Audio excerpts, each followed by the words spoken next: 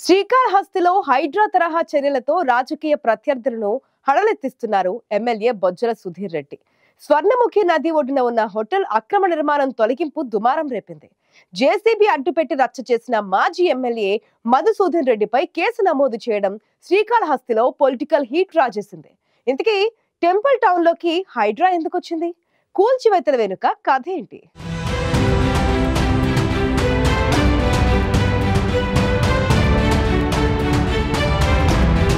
తెలంగాణలో హైడ్రా పేరు చెబితే భూ కబ్జాదారులు హడలిపోతున్నారు. ప్రస్తుతం బుల్డోజర్లు కాస్త రెస్ట్లో ఉన్నా అది గుర్తొస్తేనే నిద్రలో కూడా ఉలిక్కిపడి లేస్తున్నారు. హైడ్రాని స్ఫూర్తిగా తీసుకున్నారో ఏమో పక్క రాష్ట్రంలోని శ్రీకాళహస్తి నియోజకవర్గంలో అమలు చేసి చూపిస్తున్నారు టీడీపీ ఎమ్మెల్యే బొజ్జల సుధీర్ రెడ్డి. శ్రీకాళహస్తిలోనూ హైడ్రా తరహా వ్యవస్థని తీసుకువస్తారని గతంలో ప్రకటించారు. అప్పట్లో ఆయన మాటని లైట్ తీసుకున్న వైసీపీ నేతలు అధికార పార్టీ ఎమ్మెల్యే అన్నంత పని చేస్తుండేసరికి హడలిపోతున్నారు. మొదట శ్రీకాళహస్తి ఇందిరమ్మ కాలనీలో ఆక్రమణలపై దృష్టి పెట్టిన బొజ్జల వాటిని తొలగించారు. తాజాగా ఏకంగా శ్రీకాళహస్తి మాజీ ఎమ్మెల్యే బియ్యపు మధుసూదన్ రెడ్డిదని చెబుతున్న హోటల్పై ఇదే తరహా చర్య చేపట్టడం పొలిటికల్ హీట్ రాజేసింది.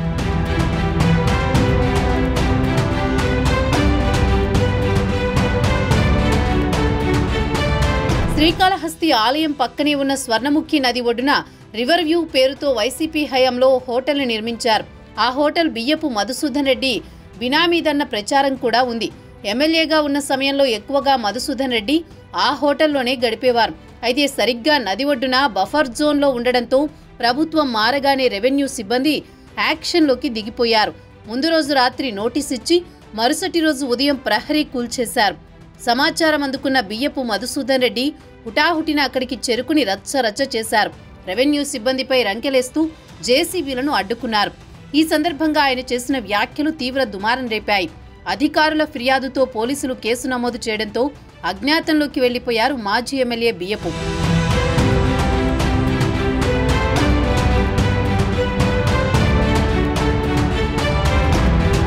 వైసీపీ హయాంలో శ్రీకాళహస్తి నియోజకవర్గంలో అడ్డగోలుగా భూ కబ్జాలు, ఆక్రమణలు జరిగాయని ఆరోపిస్తున్నారు టీడీపీ ఎమ్మెల్యే బొజ్జల సుధీర్ రెడ్డి. ఏ ఒక్క అక్రమ నిర్మాణాన్ని వదిలేదీ లేదని తేల్చి చెబుతున్నారు. హైడ్రా తరహా వ్యవస్థను శ్రీకాళహస్తిలో తీసుకువస్తామని గతంలోనే చెప్పామని గుర్తు చేస్తున్నారు సుధీర్ రెడ్డి. వైసీపీ మాజీ ఎమ్మెల్యే మధుసూదన్ రెడ్డి బినామీ పేరుతో ఆలయం ఎదురుగా స్వర్ణముఖి నది ఒడ్డున బఫర్ జోన్లో కట్టిన హోటల్పై చట్ట ప్రకారమే చర్యలు ఉంటాయని స్పష్టం చేశారు.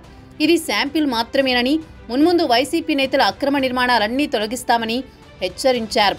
బొజ్జల సుధీర్ రెడ్డి ప్రకటనతో వైసీపీ నేతల్లో గుబులు మొదలైంది.